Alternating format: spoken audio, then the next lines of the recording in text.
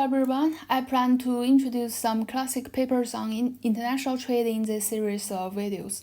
In this video, we'll begin with the standard Ricardian model, which was formalized by Dornbusch, Fischer, and Samuelson in their 1977 paper. We'll first recall the essence of Ricardian model, and then we have a detailed look at the Dornbusch, Fischer, and Samuelson's paper. In the last part of this video, we'll talk a bit about some extensions of their model. It's mainly about how to extend the model to multi-country context, and we'll go into more detail in the next videos. So the essence of Ricardian model is that it's two countries, two goods, and one factor model. The one factor is usually labor. That's because Ricardian model focuses on comparative advantage. The model shows how differences in productivity between countries driving trade. So considering only one homogeneous factor can exclude the complexity of factor effects. The most important insight of this model is that countries will specialize according to comparative advantage, not absolute advantage. It means that even if one country is less efficient in producing all goods compared to another country, there are still benefits to trade. So based on the assumption of perfect computation and trade based on differences between countries, all countries will benefit from trade with each other, so that each country should specialize in producing the goods they are relatively better at and then trade with each other. Although the two-good Ricardian model is useful for illustrating the principle of comparative advantage, it oversimplifies the real trade world that involves many countries and numerous goods. And the DFS 1977 is the most influential paper that formalizes and extends the simple Ricardian framework to two countries and many goods. They assume two countries, home and foreign country.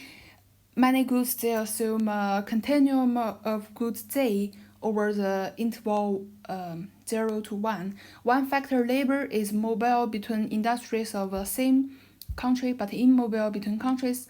Labor is homogeneous and workers choose in which industry to work based only on the wage, which implies wage equalization across sectors. And they also assume zero transport and other trade costs in the baseline model. They relax this assumption in the extended model later. Then on the supply side, the assumption about technology are key points to understand the whole framework. They assume constant return to scales. AZ and A star Z denotes the unit labor requirements for good Z, and they define the unit labor requirement as the necessary amount of labor to produce 1 unit of goods Z. It means that how many units of labor you need to produce 1 unit product. So the higher the value of AZ, the higher the labor cost of producing goods. And all commodity Z's are homogeneous tradable goods. Then the trick they use in this paper is that they rank all goods Z in such an order so that the relative unit labor, which is defined as the ratio of foreign unit labor requirement over the domestic unit labor requirement, is non-increasing in Z. What does it mean? It means that the higher the value of Z, the lower the value of relative unit labor requirement. So it means that the labor cost of foreign production is relatively lower than the domestic production. So it means that the higher the value of Z, the more competitive a foreign country to produce this kind of goods. So home country has comparative advantage in low indexed goods, and foreign country has comparative advantage in high indexed goods. And for the determination of wage, both countries will efficiently produce all goods for which their domestic unit labor costs are less than or equal to the foreign unit labor cost. Home country will efficiently produce the good if and only if the domestic production cost is smaller than or equal to the foreign production cost. if we define the relative wage rate as the ratio of domestic wage rate over the foreign wage rate, we can rewrite the equation in this way. If we draw this relationship in a graph, we would say that the AZ is downward sloping because AZ is non-increasing in Z. And from this graph, we can find the deviation point at any given relative wage level, Z tilde. When the relative cost abroad is higher than the relative cost of wage, so AZ is greater than the given wage rate level, more goods will produced domestically. On the other hand, when the relative cost abroad is lower than the relative wage, small products will move abroad because the production cost is lower abroad. Eventually, when these two are equal, an equilibrium will be reached. And this is the first equilibrium condition in this model. It's called efficient international specialization. It means that only at this point, the home and foreign country are efficiently producing all goods. Then let's take a look at the demand side. They assume Cope-Douglas utility function. It means all goods are essential. Each good is consumed in a positive quantity. And they assume constant expenditure share, BZ, satisfies that the integration of BZ over 0 to 1. Remember, because they define the range of goods, Z, on the interval of 0 to 1, equals to 1. Thus, the fraction of expenditure on goods in which the home country has a comparative advantage is BZ integrate over the range that home country has comparative advantage in producing those goods. And the expenditure on goods produced domestically should be greater than 0. They assume identical taste for the two countries, which means B star Z equals to BZ. So under all of these assumptions, we should know that domestic labor income should be equal to the worth spending on domestically produced goods, because the taste is identical for home and foreign consumers. So on the right hand side, we have the domestic income. On the left hand side, we have the world income multiplied by the expenditure share on domestically produced goods. These two terms should be equal to each other. This relationship can also be interpreted as trade balance condition. On the left-hand side, we have 1 minus the theta z tilde, that's the expenditure share on foreign goods, multiplied by the domestic income. So it's the domestic spending on foreign goods. That's the import for home country. And on the right-hand side, we have theta z tilde, that's the expenditure share on domestic goods, and on the right-hand side, we have the foreign spending on domestically produced goods. That's the export for home country. And trade balance condition implies that these two terms should be equal to each other. If we rewrite either of these two equations, we will get the second equilibrium condition, trade balance condition, which is a relationship between the relative wage, the expenditure share on domestically produced goods, and the relative labor endowment. We can see here that the higher the z tilde, the higher the theta z tilde, so the higher the relative wage. So z tilde has a positive relationship with relative wage ratio. And the higher the relative labor endowment, the higher the wage rate. So it also has a positive relationship with relative wage rate. Okay, before we dive deeper into analyzing trade equilibrium, let's first take a look at the situation in a closed economy. Under Alt K, both home and foreign country only consume and produce domestically. Under the assumption of perfect competition, we know that the price under Alt K should be equal to the marginal cost of producing goods. And given that the income equals to the wage rate for each worker, the consumption of goods in the Alt K for each labor is not for the whole economy, it's for each labor. This condition holds for each labor or each worker. We will know that the consumption should be equal to the ratio of income over price of goods, and we will get it as a function of AZ. And if we replace the consumption function into the utility function, we will get the conclusion that the welfare in the closed economy is only determined by the productivity. Now let's turn to the situation under free trade. We should combine these two equilibrium conditions to find the equilibrium point in the economy. The first equilibrium condition implies the efficient international specialization. It's represented as the downward sloping curve AZ. And the second equilibrium condition, which implies trade balanced, it's an upward sloping curve B here, as we know that the Z tilde has a positive relationship with relative weights. Then at the intersection of these two curves, we'll find the division point in specialization.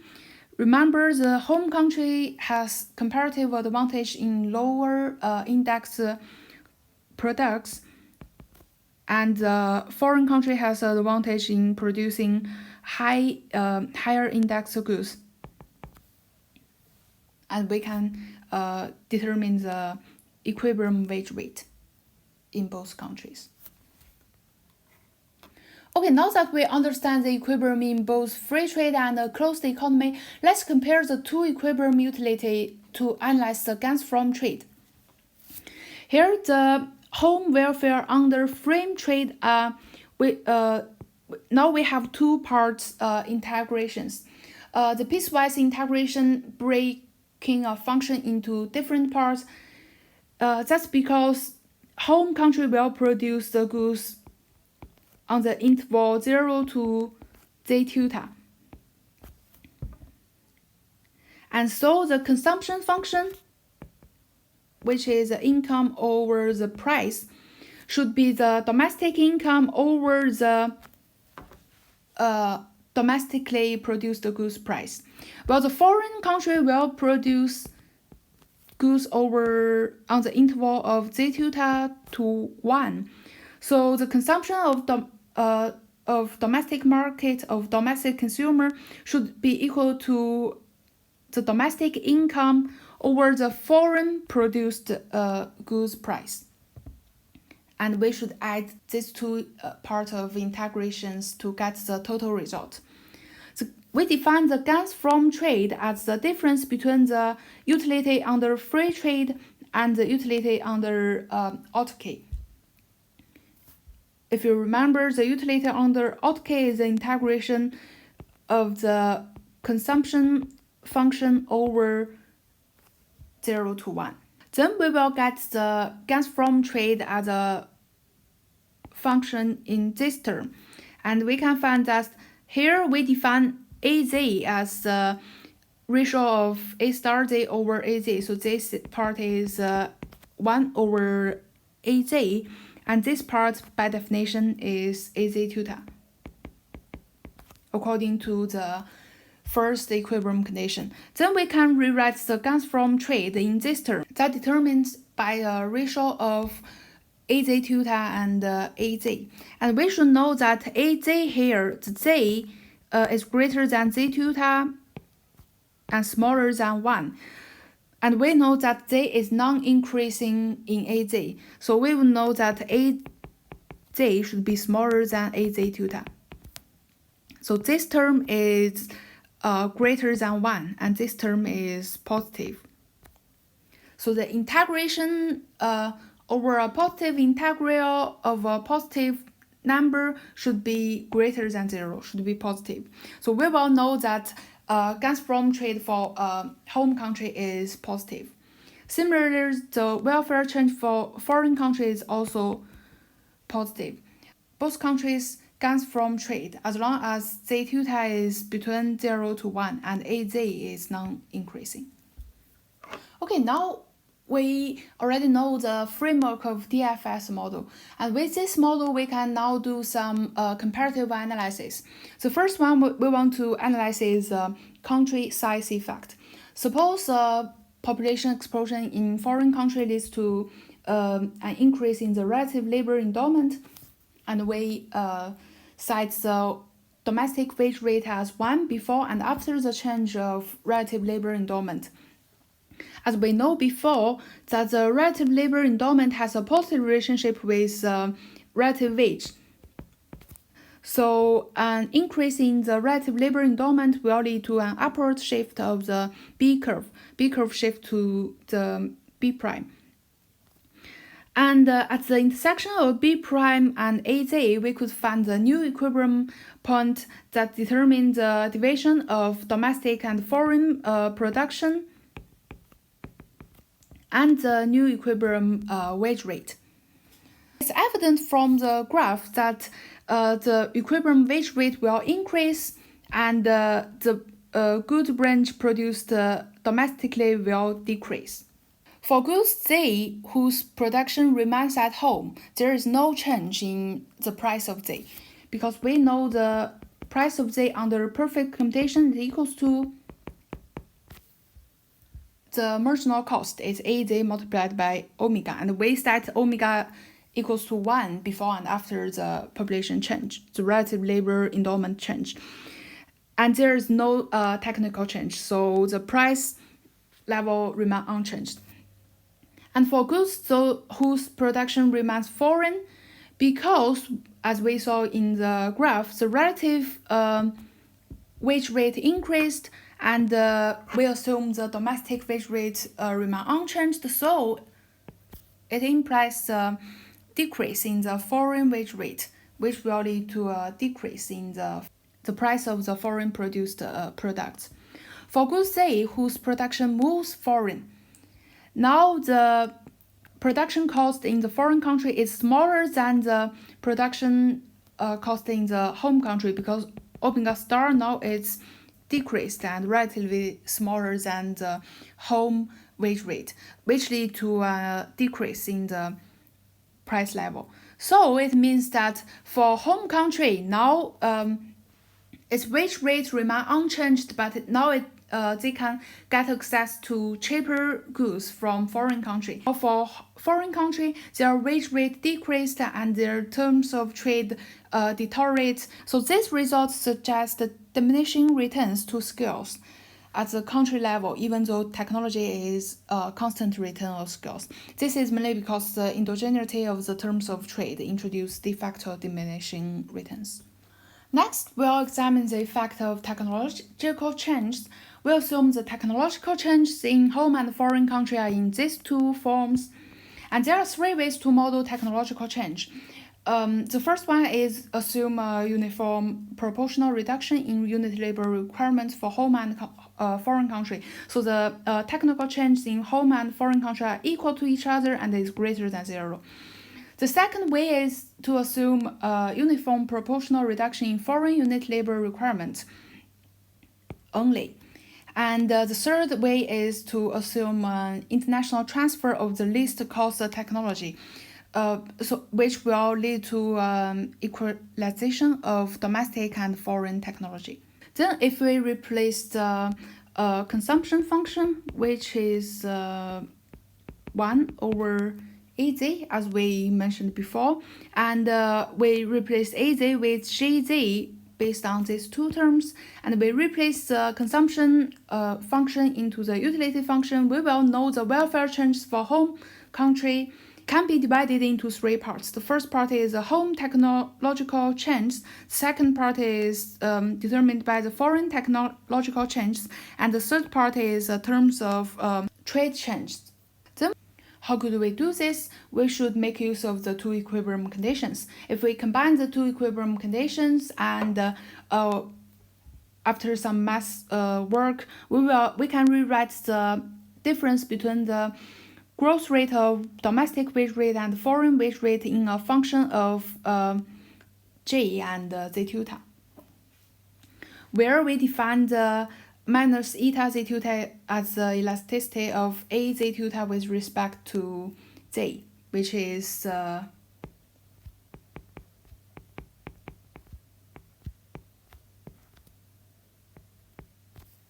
this term.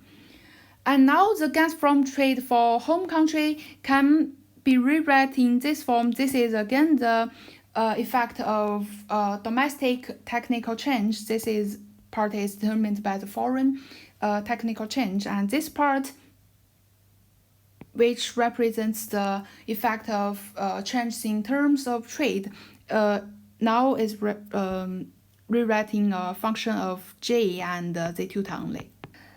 Then we could analyze the effect of technical change in different ways. The first one is a global uniform technological change. We'll know that it means the jz equals to j star z, which is greater than 0. So the second part, the third part, we will know that under this condition, the first and second part both greater than 0, while the third part equals to 0. So both home and foreign country can benefit from trade. The second way of technological change means that there is only a technical change in foreign countries, the j star z greater than 0, while the jz equals to 0. So we will know that the first term equals to 0, the second term is greater than 0. What about the third term? It's actually, because here is 0 and here has a minus, so it's actually smaller than 0. So the effect of the overall effect is determined by the range of the goods that are affected by the technical change. Under this condition, the home welfare will increase only when the range of affected goods is large enough. You can assume that there is an increase in the productivity of the goods over the range z tilde and z tilde plus epsilon. So on this interval, the j star z is greater than 0. When z is greater than z tilde plus epsilon, there is no technical change. And if you replace these two conditions into the function of du, you will find that only when epsilon is greater than 1 minus z tilde, the utility change of home country will be greater than 0.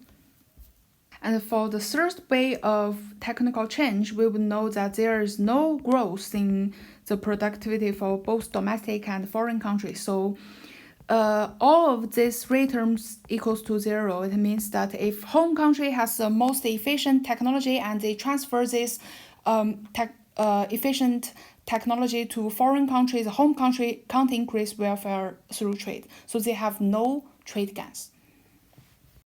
And we can also do some other comparative theoretic exercises. For example, the one-time transfer, because the preference is identical across countries, so a lump sum transfer don't affect the trade balance condition, and thus it won't affect the terms of trade. Why? That's because the preference is identical. So let's assume that home country transfer amount of money to the foreign country because the preference is identical. The foreign consumer will increase consumption on both domestic and foreign produced goods.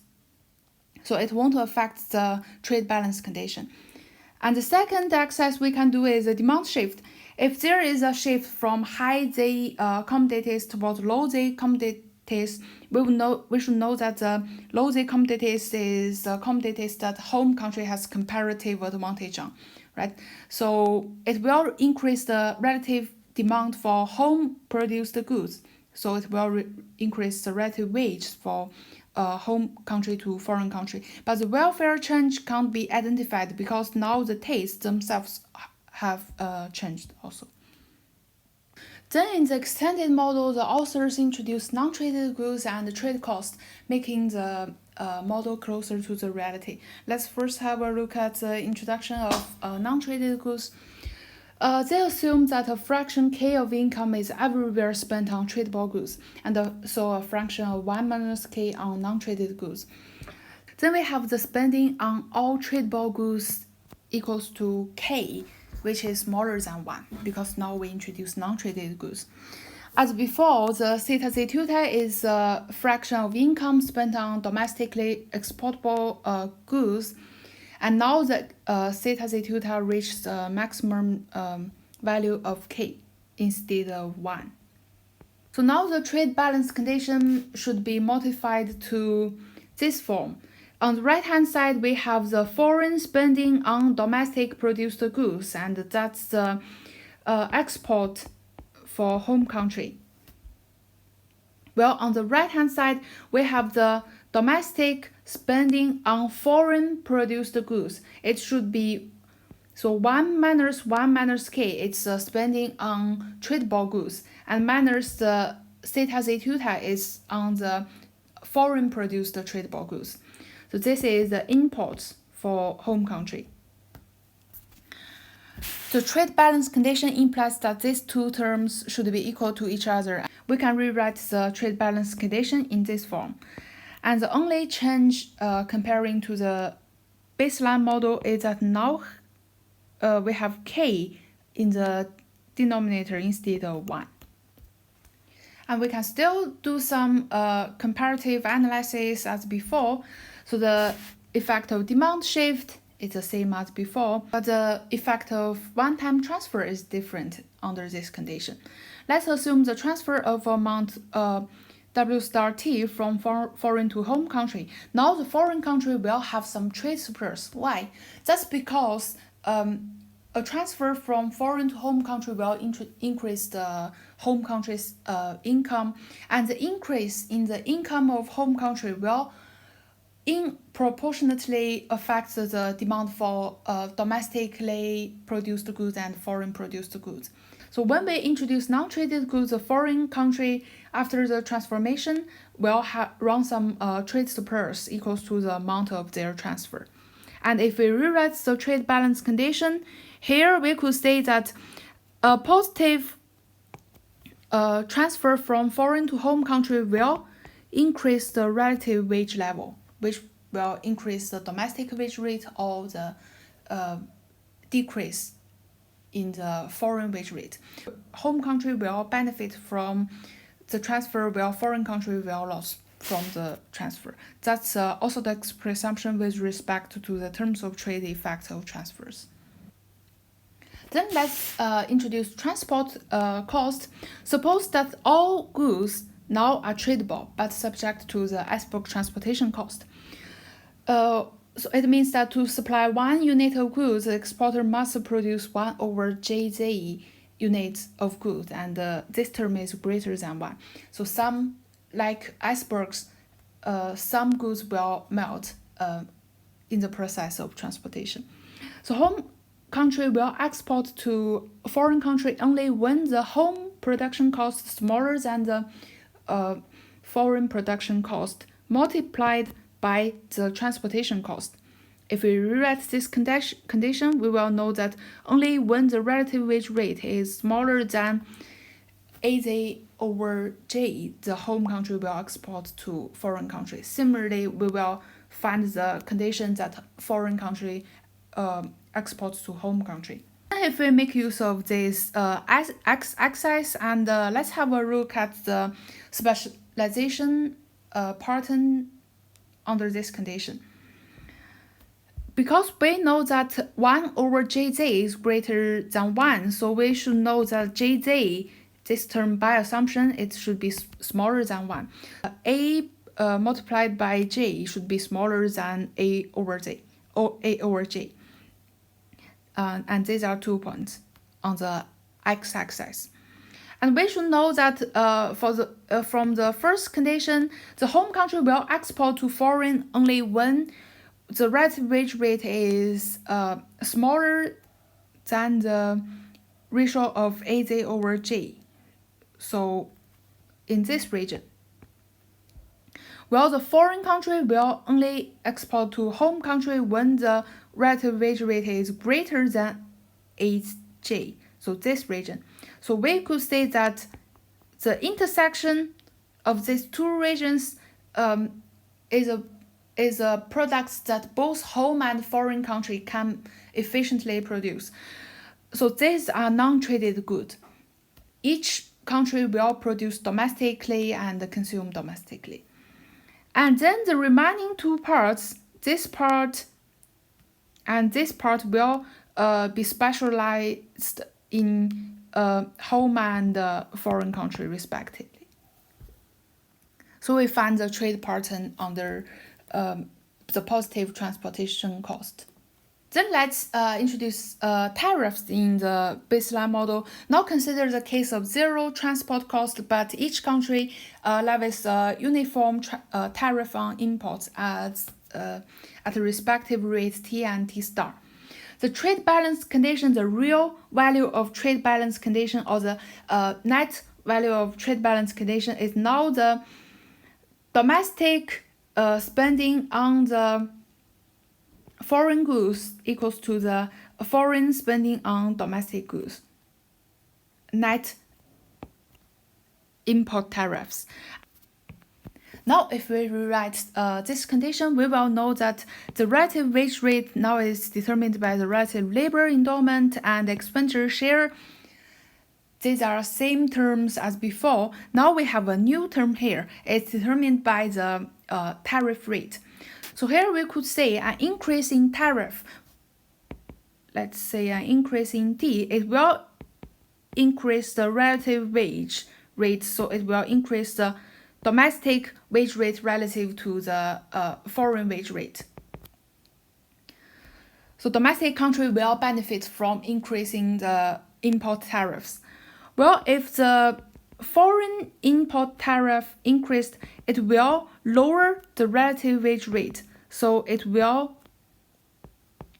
increase the foreign wage relative to the domestic wage. So foreign country will benefit from it. So both countries will benefit from imposing higher importing tariffs on another country. And if the tariff rate of foreign and home country are constant, we could say the larger the expenditure share of a country, the higher the relative wage of this country relative to other countries. So trade wars will benefit large countries. So far we went through two country, many goods world. And if we remember, in the two country, two goods world, specialization and trade pattern are determined by comparing the relative cost or relative productivity between countries. That's a basic Ricardian model. And in a world with two countries and many goods, or many countries and two goods, a ranking is created either for the goods or the countries by combining this ranking with demand conditions. So from the ranking, we can get the first equilibrium condition, and from the demand side we could know the trade balance condition. Combine these two equilibrium conditions, one can identify the dividing line that determines the trade pattern. But how to decide the specialization and trade pattern in a world with many countries and many goods? Then Wilson 1980s paper provides a solution on it. In this paper, he assumes many countries and a continuum of goods over 0 to 1, and he assumes varying export transportation cost reflected in the difference between the unit labor cost between the country I and J and country K and J. Prices in country I in the equilibrium is a minimum price they can accept from all over the world, where W is still the wage rate. Now the unit labor cost is different between different country pairs, and JI is 1 plus the import tariff rate of country I on export on goods on import from country J. Assume only one least cost producer for each good. Then how could he decrease the dimension of either country or goods in his paper? Basically, he takes the demand for final goods as a demand for labor. that is, the demand consumed in country J from country I is the quantity of consumption multiplied by the unit labor cost. So that's the labor demand for country I from country J integrated over the product side that country I import from country J. And he divides these two parts as the output effect and the specialization effect. By using this method, he can basically decrease the dimension from infinite good to only one, the demand for only one factor, labor. And he also assumes more flexible demand function. In his paper, he assumes that the utility function should be strictly concave and continuously differentiable, but not necessarily log. Although it's difficult to predict the exact trade pattern in this paper because of the oversimplification of consumer and producer behaviors, he can still make comparative analysis without predicting the exact trade pattern. Okay, so in this video, we mainly introduce the framework of DFF's 1977 paper, and we have a look at the first an early attempt to extend the DFS model to multi-countries, multi-goods. In the next video, we will introduce the most influential paper in extend the DFS model to multi-countries. That's the Eaton Cotton 2002 paper. Thank you for watching this video.